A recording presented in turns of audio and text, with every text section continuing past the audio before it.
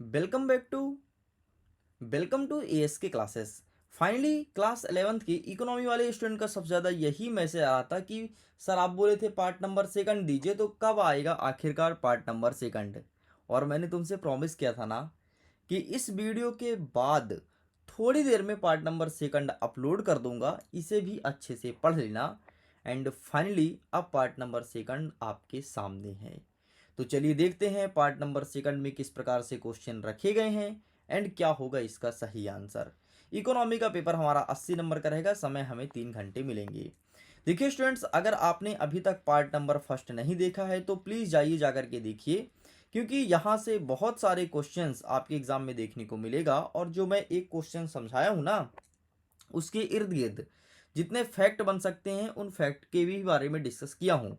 तो वीडियो देखने में आपको यही फ़ायदा मिलेगा कि एक प्रश्न के साथ साथ 4 अलग अलग फैक्ट सीखोगे, लेकिन पीडीएफ में क्या सिंपल सा वही क्वेश्चन देखोगे जो यहाँ पर लिखा है। इसलिए पहले वीडियो को देख लीजिए, फिर पीडीएफ को डाउनलोड कर लीजिए।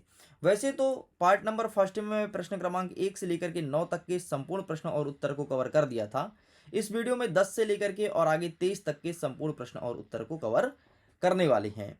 तो देखो, हम यहां से कवर करेंगे प्रश्न क्रमांक 9 से, एंड यहीं से हम स्टार्ट करते हैं। प्रश्न क्रमांक 9 कह रहा है कि समांतर माध्य को परिभाषित कीजिए, एंड यहां से हमारा आंसर है। ठीक है, तो ये पहले का आंसर है। हम सीधे आगे आगे बढ़ते हैं और समांतर माध्य पे ही लेकर के और रुकते हैं। ठीक, तो ये रहा समांतर माध्य का परिभाषा। किसी समक श्रेणी या आंकड़ों के समूह समूह में सभी मूल्यों का योग और मूल्यों की संख्या से भाग दे दो तो तुम्हारा समांतर माध्य आ जाएगा। तो इस प्रकार से लिखा है, सभी पदों का योग बटे पदों की संख्या, मतलब मूल्यों की संख्या। बस इतना आपको लिखना था। अथवा में कहता है कि इस मध्यिका को परिभाषित कीजिए, तो ये रहा आपके सामने मध्यिका का डेफिनेशन। किसी सांख्यिकीय डेटा समूह के मध्यमान को मध्यिका कहते हैं। बस इतना आपको लिखना था। आगे बढ़ते हैं। 10वां नंबर कहता है समांतर माध्य की दो विशेषताएं बतानी है। और अथवा में कहता है कि चतुर्थक को परिभाषित कीजिए।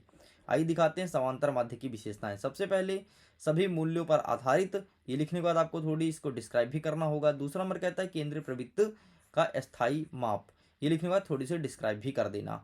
ठीक है, आगे बढ़ते हैं। अथवा में क्या कहता है कि चतुर्थक किसे कहते हैं, मतलब क्वाड्रेटल्स। तो ये यहाँ पर लिखा गया है, यहाँ से लेकर के और बिंदु होते हैं यहाँ तक लिख के कंप्लीट करेंगे। आगे बढ़ते हैं। 11 नंबर कह रहा है कि एक आंकड़े दिया है, इसका बहुलक की गणना करो। बहुलक का मतलब होता है ऐसी कौन सी संख्या जो सबसे अधिक बार आई है। तो हम देख रहे हैं यहाँ पर 5 एक बार आया है, 2 3 4। जो 5 है वो 4 बार आया है, और आई थिंक सबसे अधिक बार यही आया है क्योंकि 5 ही 5 तो दिख रहा था, अर्थात इसका बहुलक 5 हो जाएगा। बस इतना सरल था, इस प्रकार से निकालना था। आगे अथवा में क्या कहता है कि मध्यिका की गणना करो। अब मध्यिका निकालने के लिए कुछ मत करो, इन सबको जोड़ दो और जितने संख्या उससे भाग दे दो। कितने संख्या हैं, 1 2 3 4 5 6 7 8 9, डिवाइडेड बाई 9 कर देना, बस तुम्हारा मध्यिका निकल के आ जाएगा। लेकिन अगर आंसर अवेलेबल हो तो मैं दिखाता हूँ, देखो इसका बहुलक 5 होगा। ठीक, इतना लिखना था। एंड यहाँ पर क्या है, मध्यिका निकालने वाला, तो इसका मध्यिका 4 आएगा। ठीक है, तो इस प्रकार से आपका ये कंप्लीट होता है। बाकी निकाल लेना, निकाल के पूरा दिखाना पड़ेगा, तभी जाकर के आपको 2 में से 2 नंबर मिलेगा। 12 नंबर कहता है कि औपनिवेशिक शासन की भू व्यवस्था के दो बिंदुओं को स्पष्ट करना है। एंड अथवा कहता है कि ब्रिटिश शासन के दौरान भारत की साक्षरता की स्थिर दो बिंदुओं को स्पष्ट कीजिए। आइए दिखाते हैं इसका आंसर। ये रहा आपके सामने सबसे पहले ऊपर वाले का आंसर। ठीक, तो ये तुम्हें लिखना है। चलिए आगे बढ़ते हैं। नेक्स्ट, ब्रिटिश शासनकाल के दौरान, तो ये रहा अथवा वाला। ठीक, अत्यंत निम्न साक्षरता और शिक्षा प्रणाली में असमानताएं, बस इतना आपको लिखना है। आगे बढ़ते हैं। 13 नंबर कह रहा है कि आयात शुल्कों को परिभाषित करना है। और अथवा कहता है सकल घरेलू उत्पाद अर्थात जीडीपी क्या है। ठीक, इसको भी समझाना है। तो जीडीपी क्या होता है, देखो हमारे देश के भीतर एक साल में कितनी वस्तुओं और सेवाओं का उत्पादन हो रहा है, वही कहलाता है जीडीपी। बाकी आयात शुल्क क्या होता है, आयात शुल्क का मतलब होता है कि अगर कोई देश से सामान आ रहा है हमारे देश में, तो जो हम बॉर्डर पर शुल्क लगाते हैं उसे कहते हैं आयात शुल्क। ठीक, बाकी आंसर मैं दिखा देता हूँ, आंसर बहुत ज़रूरी है। ये यहाँ पर आयात शुल्क के बारे में लिखा गया है, तो आप इसका फोटो क्लिक कर लो। एंड ये रहा आपका सकल घरेलू उत्पाद अर्थात जिसे शॉर्ट में जीडीपी भी कहते हैं, ग्रॉस डोमेस्टिक प्रोडक्ट। तो ये रहा इसका आंसर। चलो आगे बढ़ते हैं। नेक्स्ट कहता है 14 नंबर, हरित क्रांति की शुरुआत होने का कोई दो कारण बताना है। और अथवा में कह रहा है कि उच्च पैदावार वाली किस्म, मतलब HYV बीज क्या होता है इसको एक्सप्लेन करना है। तो आइए देख लेते हैं क्या होगा इसका सही आंसर। सबसे पहले मुख्य कारण देख लो, एक सेकंड ना, ये किसका मुख्य कारण है। हाँ, ये वाला क्वेश्चन जो आपके सामने है, हरित क्रांति का दो कारण, तो ये तुम्हारे सामने दो कारण है, तो ये देख लो दोनों मुख्य कारण है। ठीक, एंड नेक्स्ट आपका HYV क्या है, वे बीज जो पानी, उर्वरक, कीटनाशक तथा अन्य अन्य सीमती प्रदान किए जाने के उपरांत होने के बाद भी अत्यधिक उत्पादन देते हैं, उसे कहते हैं HYV बीज। मतलब ये कह रहा है कि सुविधा कम हो और उत्पादन अच्छा देता है, उसे कहते हैं HYV बीज। 15 नंबर कहता है कि उपभोक्ता को परिभाषित करना, और अर्थफॉर्म कहता है कि आर्थिक क्रियाएं किसे कहते हैं। तो ये रहा आपके सामने उपभोक्ता को परिभाषित कीजिए, एंड ये रहा तुम्हारे सामने आर्थिक क्रियाएं। ठीक है, टेक का स्क्रीनशॉट। आगे बढ़ते हैं 16 नंबर, अर्थव्यवस्था के अध्ययन क्षेत्र 3 बिंदुओं पर लिखना है, और अर्थफॉर्म कहता है कि सांख्यिकी के 3 कार्य लिखो।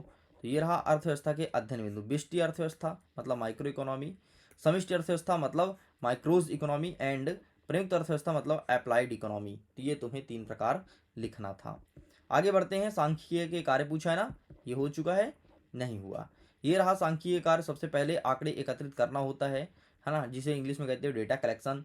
दूसरा कहता है कि आंकड़ों का विश्लेषण और प्रस्तुतिकरण मतलब डेटा एनालिसिस एंड प्रेजेंटेशंस, ये लिखना है।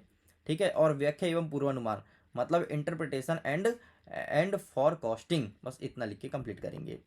आगे बढ़ते हैं, 17 नंबर कहता है एक अच्छा प्रश्नावली के 3 गुण बताओ, और अथवा में कहता है कि द्वितीय आंकड़ों के 3 स्रोत का उदाहरण दीजिए, मतलब द्वितीय आंकड़े हमें कहाँ कहाँ से प्राप्त होता है।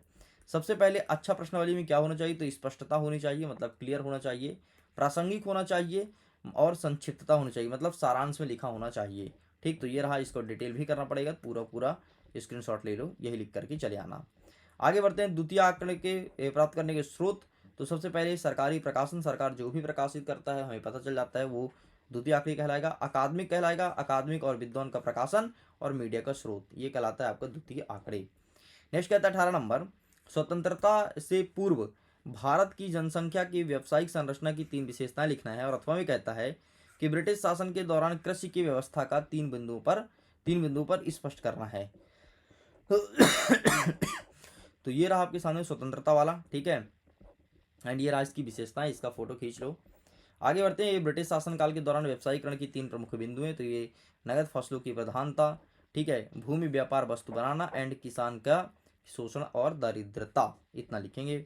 19 नंबर कहता है कि भारत जैसे विकासशील देश के रूप में आत्मनिर्भरता का पालन करना क्यों आवश्यक है, कोई 3 कारण बताना है। और अथवा में कहता है कि हरित क्रांति से किसानों को क्या लाभ पहुंचा है, कोई 3 बिंदु को स्पष्ट कीजिए। तो ये रहा है आपके सामने भाई साहब, प्लीज़ टेक अ स्क्रीनशॉट ऊपर वाला। ठीक है, इसके बाद ये भी लिखना पड़ेगा 3 कारण, इसको डिस्क्राइब भी करना है। एंड ये रहा तुम्हारे सामने हरित क्रांति के 3 लाभ, उत्पादन में वृद्धि हुआ है और आय में वृद्धि हुई है, कृषि का आधुनिकरण हुआ है, और खाद्यान्न सुरक्षा सामग्री और भूखमरी की कमी आई है हमारे हिंदुस्तान में। ठीक है, 20वां नंबर कह रहा है कि आर्थिक और गैर आर्थिक क्रिया में अंतर स्पष्ट कीजिए। एंड अथवा कह रहा है कि अर्थव्यवस्था में सांख्यिकी की आवश्यकताओं को 4 बिंदुओं से स्पष्ट कीजिए। बहुत ही अच्छे अच्छे क्वेश्चन है, सारे प्रश्न को अच्छे से तैयार कर लेना। ठीक है, तो ये रहा आर्थिक क्रियाएं और गैर आर्थिक क्रियाएं, एंड ये रहा आपके सांख्यिकीय की आवश्यकता का मुख्य बिंदु। ठीक, सबसे पहले आर्थिक घटना का विश्लेषण और समझ।